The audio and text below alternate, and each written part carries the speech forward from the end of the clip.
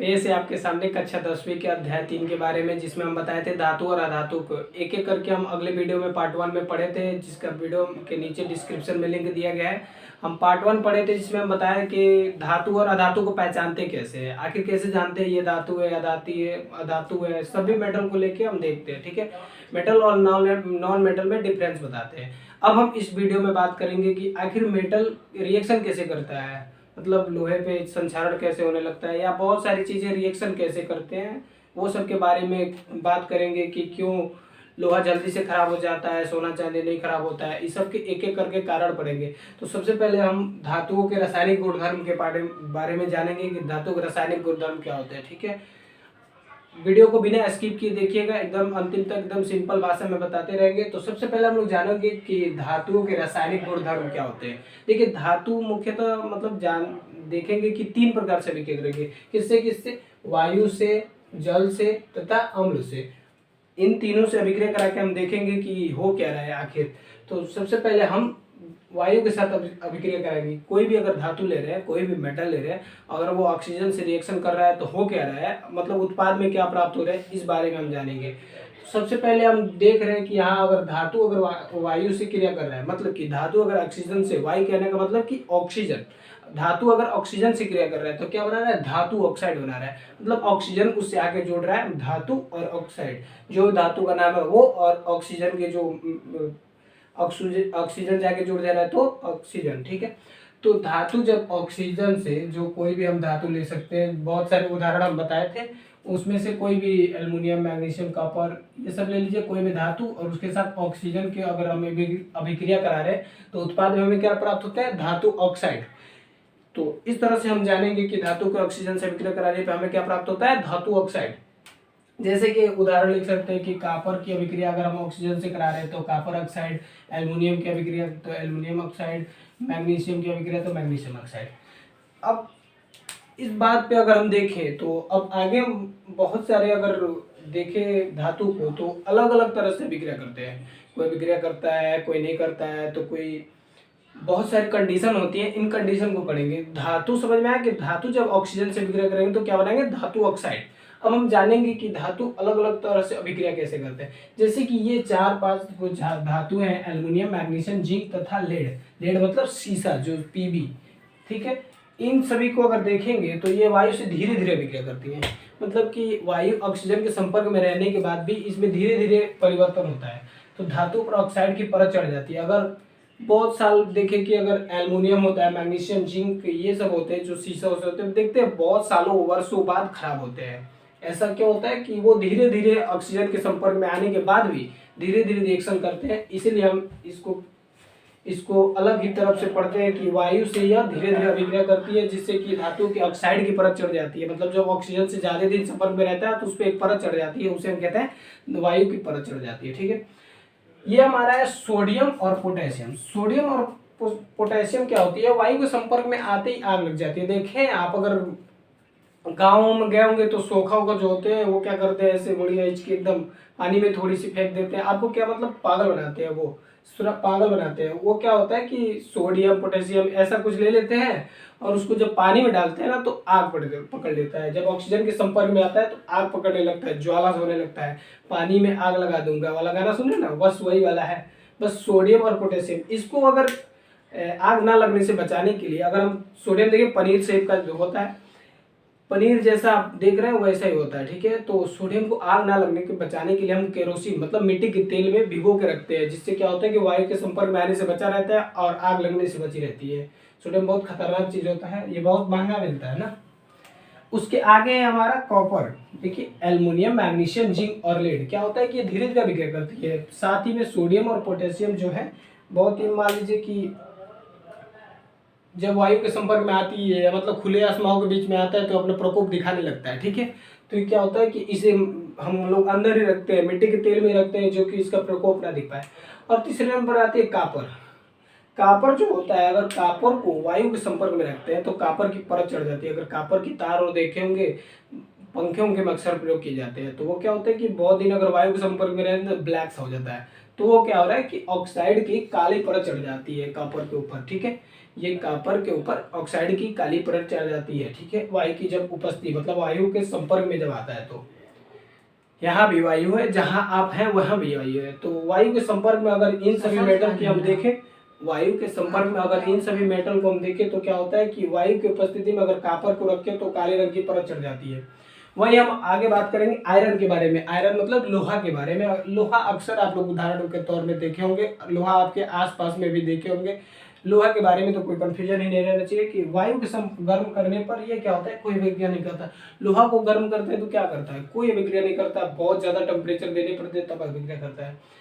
और वही क्या होता है कि बल्कि लोहे के चूड़ को, मतलब कि लोहे की अगर बुरादी जो होती है उनको गर्म करने पे वो अपना प्रकोप दिखाने लगते हैं, ज्वाला की तरह फटने लगते हैं, एकदम कड़क ज्यादा बहुत ज्यादा गर्म होने लगते हैं ना, जलने लगता है, एक लिक्विड सा फॉर्म में बन जाता है अगर उसकी बुरादा गर्म कर रहे हैं।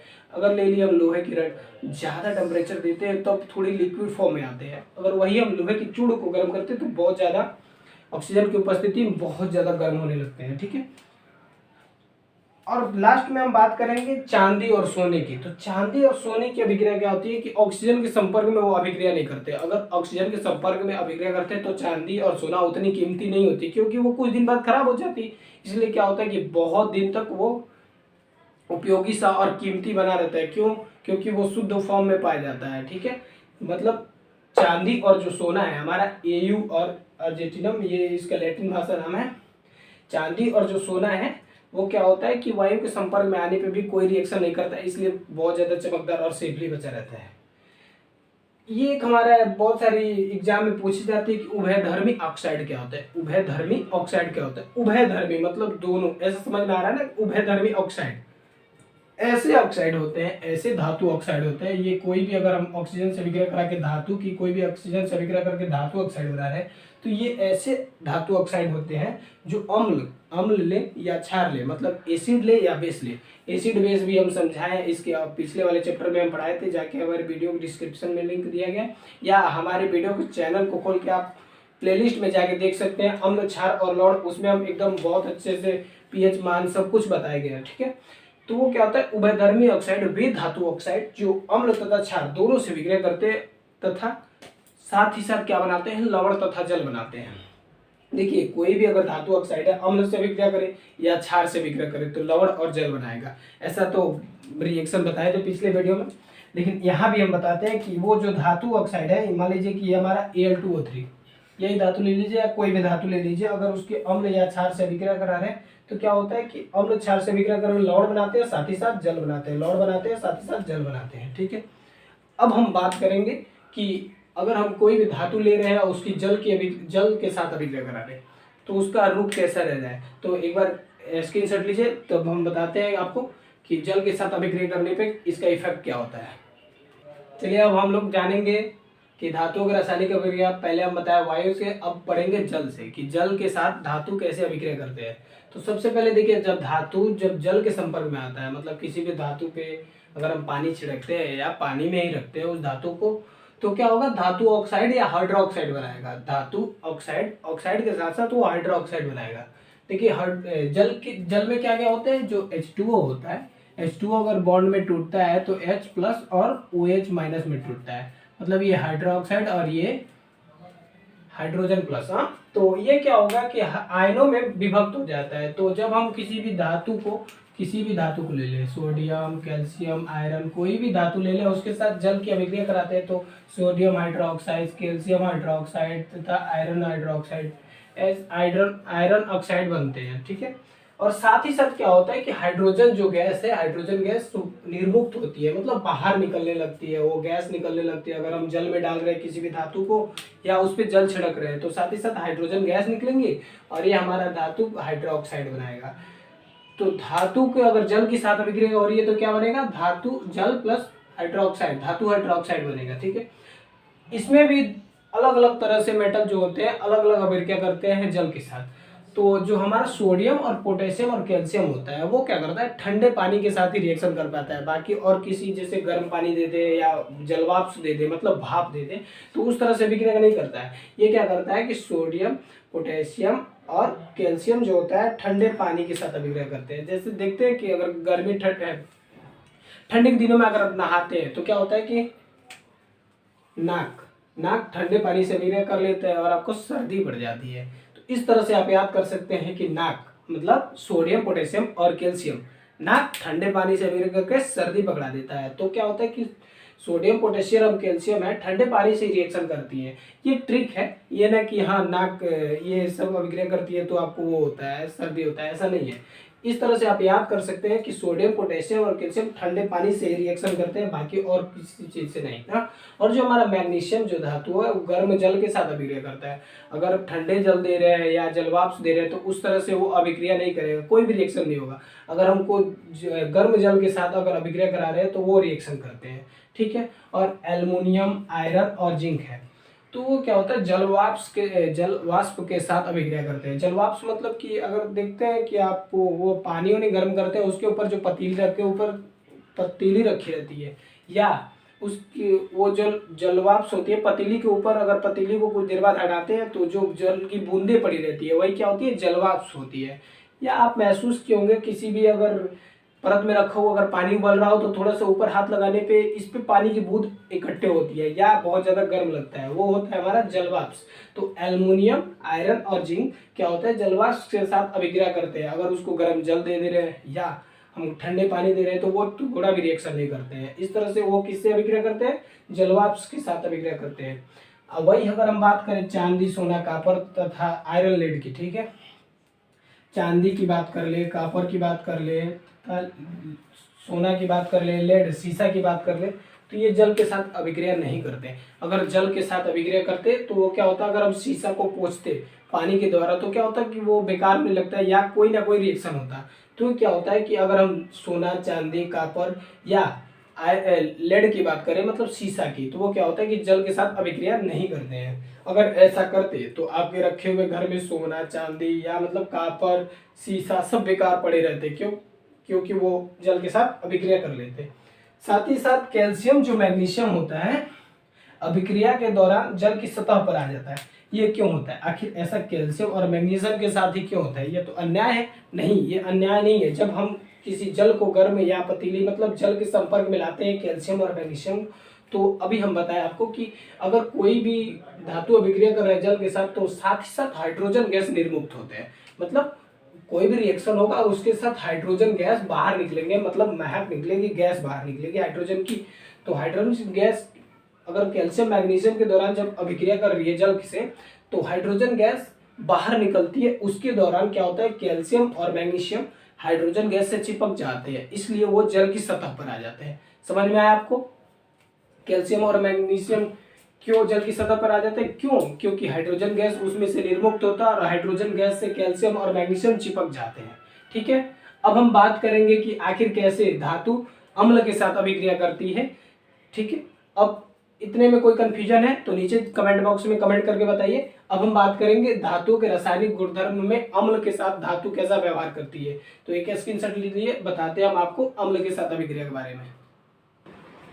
अभी हम लोग ने पढ़ा कि धातु के वायु के साथ अभिक्रिया, धातु के जल के साथ अभिक्रिया। अब हम लोग पढ़ेंगे कि धातुओं के अम्ल के साथ अभिक्रिया कराने के बाद क्या होता है, कि जो धातु होता है अम्ल से अभिक्रिया करता है तो क्या मतलब उसका रिएक्शन होता है, इस बारे में अब हम जानेंगे। तो सबसे पहले जो हमारा धातु होता है वो अम्ल से अभिक्रिया करता है तो लवण बनाता है और साथ ही साथ हाइड्रोजन गैस बनाती है। ठीक है, तो जैसे यहाँ पे कोई भी धातु ले सकते हैं और उससे जब अम्ल की अभिक्रिया कराएंगे तो क्या बनेगा, लवण बनेगा। अम्ल की अभिक्रिया कराएंगे लवण बनेगा और साथ ही साथ हाइड्रोजन बनेगा। जैसे हम आयरन एग्जाम्पल में लिखें, आयरन जब लेते हैं हाइड्रोलिक अम्ल, मतलब ये अम्ल है HCl हाइड्रोक्लोरिक अम्ल, आयरन क्लोराइड और साथ ही साथ हाइड्रोजन गैस बनता है। ठीक है, ये ऐसा तीर का निशान क्यों? क्योंकि ये हाइड्रोजन गैस मुक्त होता है, मतलब बाहर निकलने लगता है। ठीक है, वातावरण में आने लगता है। समझ में आया कि जब धातु वायु के साथ अभिक्रिया करता है तो क्या बनाता है, धातु ऑक्साइड, और जल के साथ अभिक्रिया करता है तो धातु हाइड्रा ऑक्साइड OH, और जब धातु अम्ल के साथ अभिक्रिया कराएगा तो क्या बनेगा, लवण। लवण, इसके साथ भी हाइड्रोजन गैस मुक्त होंगे, इसके साथ भी हाइड्रोजन गैस मुक्त होंगे। तो समझ में आया? अब हम पढ़ेंगे कि धातु अन्य धातुओं की जब अभिक्रिया कराते हैं अन्य धातु लवणों की, मतलब कि धातु से जो लवण बना रहे हैं ये धातु लवण हो गए। ये अगर ये धातु की अभिक्रिया करा रहे धातु लवण से तो क्या होगा, मतलब उससे उत्पाद कैसे बनते हैं और रिएक्शन कैसा करता है। तो देखिए जैसे कि ये हमारा हो गया आयरन, ये धातु है, और ये CuSO4 लवण का विलयन है, मतलब धातु से अभिक्रिया करा के हम बनाए हैं, कॉपर धातु से अभिक्रिया करा के लवण विलयन बनाया है। अगर वो धातु लवण विलयन के साथ अभिक्रिया कर रही है तो क्या होता है, लवण विलयन बनता है, साथ ही साथ धातु बनता है। इसमें ये विस्थापन अभिक्रिया, देखिए ये इसको विस्थापित कर दे रहा है। आखिर कैसे विस्थापित कर दे रहा है कि कम रिएक्शन वाले, जैसे कि सक्रियता, अभी हम लोग पढ़ेंगे सक्रियता श्रेणी के बारे में। सक्रियता क्या होता है, मतलब सक्रिय, सक्रिय मतलब हमारे में ज़्यादा कैपेसिटी है, तो हम क्या करेंगे, आपको विस्थापन वाली अभिक्रिया सेम वही है, विस्थापन अभिक्रिया की ये रिएक्शन है सेम वही। विस्थापन अभिक्रिया हम बताए थे कि क्या होता है कि अपने आदमी सामने गिरे, चला वहाँ बैठना होता है तो हम बैठेंगे, तुम नहीं बैठोगे, ऐसा कर लेते हैं ना, मतलब उसको विस्थापित कर देते हैं अपनी जगह से, वही होता है। तो जब आयरन आपसे उदाहरण के तौर पे बहुत ज़्यादा पूछे जाता है कि आखिर बताइए क्यों कॉपर सल्फेट के विलयन में लोहे के छड़ डालने पे उस पर सफ़ेद की परत लग जाती है। तो क्यों लग जाती है, क्योंकि कॉपर सल्फेट की जो आयरन की सक्रियता होती है कॉपर की अपेक्षा कम होती है, इसलिए जो कॉपर होता है वो आयरन से विस्थापित हो जाता है। तो ये कॉपर आयरन से विस्थापित होकर ये बनाता है और साथ ही साथ कॉपर बनता है, ठीक है, इसको विस्थापित कर देता है। मतलब ये जो उसके लवण के विलयन है इसको आयरन विस्थापित कर देता है, FeSO4 बन जाते हैं और साथ ही साथ कॉपर को अलग कर देता है, मतलब उसको दूर कर देता है। ये विस्थापन की अभिक्रिया हो गई। समझ में आया कि धातु जब लवण विलयन से विक्रिया करता है, मतलब कि X कोई धातु लिए, जो धातु लेंगे लवण विलयन में जो धातु है उसको अलग कर देता है, इस धातु को बाहर निकाल देगा ना, ठीक है। ये हमारा रहेगा X और ये Y, ठीक है। ये जो लवण विलयन में जो धातु होती है उसको अलग कर देता है धातु, और साथ ही साथ ये धातु इस विलयन से मिल जाते हैं तो लवण विलयन बनाते हैं, और अलग जो धातु होता है वो, ये हमारा अलग हो गया। अब हम पढ़ेंगे सक्रियता श्रेणी के बारे में। आइए हम जानेंगे सक्रियता श्रेणी, आखिर सक्रियता श्रेणी होती क्या है हमारी। जो देखिए सक्रियता श्रेणी एक तरह से एक सारणी होती है जिसमें हम किसी भी धातु को, बहुत सारी धातुओं को सम्मेलन में बनाते हैं, और उसके मतलब क्रियाशील, मतलब कौन क्रियाशील है, कौन वायु के संपर्क में आने पे कैसे रिएक्शन कर रहा है, किसी भी चीज़ में संपर्क में आने पे कैसे रिएक्शन कर रहा है, और धातुओं को एक सारणी बनाए कि कौन अधिक रिएक्शन करेगा, कौन कम रिएक्शन करेगा, उसी को हम कहते हैं सक्रियता श्रेणी। वह सारणी जिसमें धातुओं की क्रियाशीलता को आरोही क्रम में लिखा जाता है। आरोही क्रम मतलब असेंडिंग ऑर्डर। असेंडिंग ऑर्डर कहने का मतलब आप लोग पढ़े होंगे बचपन में कि पहले 15, फिर 14, 13, 12, मतलब ये क्या है, 15 अधिक है, फिर उससे कम, उससे कम, उससे कम, इस तरह से क्या लिखते हैं हम, एक श्रेणी बनाते हैं, उसे हम कहते हैं सक्रियता श्रेणी। यही होता है जो धातुओं को क्रियाशीलता के रूप में लिखी जाती है, ये हमारा हो गया सक्रियता श्रेणी। सक्रियता श्रेणी में हम मुख्य धातुओं को लेते हैं और उसको एक सारणी बनाते हैं, और उसकी क्रियाशील को दर्शाते हैं कि कौन अधिक क्रियाशील है तथा कौन कम क्रियाशील है। तो ये जानेंगे हम कि कौन कौन उसमें धातु आते हैं। तो इसके लिए एक ट्रिक है, क्या ना कहे मजे आए जहान फिर प्रभु है, कुछ होगा आज अभी, कुछ होगा आज अभी, प्रभु है तो कुछ होगा ये आज और अभी। देखिए एकदम अगर 10 बार लिख के अपने कॉपी में लिखेंगे तो याद हो जाएगा, बहुत भारी चीज़ नहीं है आपको। तो ये potassium, sodium, calcium, magnesium, aluminium, zinc, iron ऐसे करके याद हो जाएगा। यहाँ पे अगर फंस रहा है तो बस फिर प्रभु है, कुछ होगा अभी, आज, ठीक है। ऐसा करके आप एक ट्रिक्स के माध्यम से याद कर सकते हैं। क्या है ट्रिक, क्या ना कहे मजे आए जहान में, क्या ना कहे मजे आए जहान में, फिर प्रभु है, कुछ होगा आज अभी।